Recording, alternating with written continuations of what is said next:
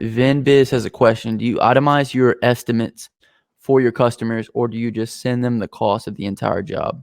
Never, dude. Never itemize, dude. Because what's going to happen is like their neighbor, Bob, and the dude from work can come in and do all the prep work ahead of time. Dude, no, never itemize, because it's like, what am I going to say? Oh, I'm going to charge you $800 to paint the body. And then I'm going to do, $600 to do the trim. They're like, well, we'll do the trim, but it's like, it's a process. You know what I'm saying? Like it's going to make it harder for me if I'm not doing, or like, say it's an interior, how much to paint the inside of my house? Oh, well, we're looking at about $3,200. Oh, well, okay. Can you itemize it? So now I'm like, okay, well, the living room is $1,000. The kitchen is $500, and they're like, well, what if you just don't do the kitchen, and it's like, well, then it makes my job harder, because now I have to wrap off the kitchen because I'm not painting in there. So like the price really doesn't.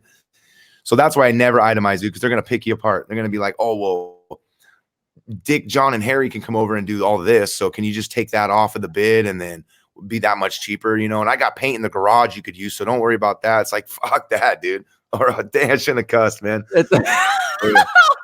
But yeah, dude, that's how passionate I am about not itemizing, because that happens every single time you do that, man. Every single time they want to So you blanket bid, man. You blanket bid. So like I'll do like the whole outside, or I'll do the whole inside. Itemize meaning you're not specifying each individual piece price for each. Yeah, exactly. Now I do itemize my procedures. So, I'll explain.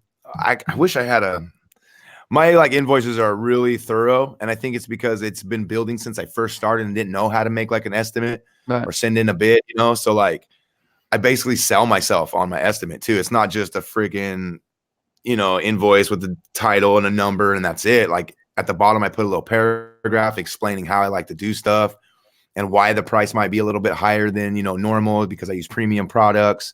So I have a little segment at the bottom. It's like notes. And I just totally try to sell. I try to close right there, and I think it works, because I'm not the lowest guy. Like Aaron from Lean and Mean, right? Academy. Yeah. Okay. So dude, he's so right. Like I listen to him talking. I'm like, it's so true, because like I had a guy call me, wanting me to travel out to the Bay Area, which traveling to the Bay is like the city. You don't want to commute to the city to work, right? It's horrible. But everybody's like, oh, the pays that you're getting like double. It's just not worth it, right? So this guy's interested in getting me to come. He's got these big old custom houses that he's building and blah, blah, blah, blah, blah. I hear it all the time, right? Well, it's like, are you competitive? I'm like, no, man, you just told me all this stuff. Like, you need me. Like, I'm not going to be competitive, because you're already taking me to an area where I don't want to be at. So it has to be worth it. Now you're asking me if I'm going to be competitive. I'm not interested. I'm the highest paid guy in my area right here. I mean, I try to be, if I can.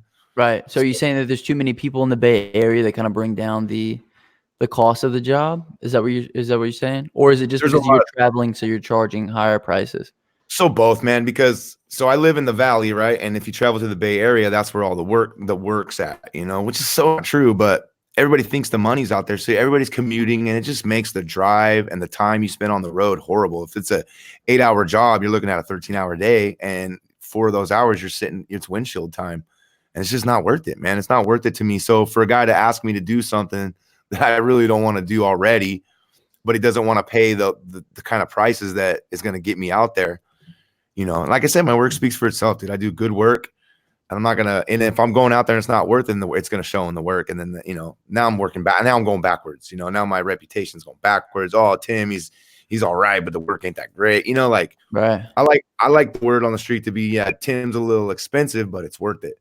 Right. So that's how I try to run my paint business. Because you're paying for quality. I mean, dude, how many times? I'm sure so many people have gotten screwed by just, trying to get the cheapest guy out there, and they end up, doing a terrible job.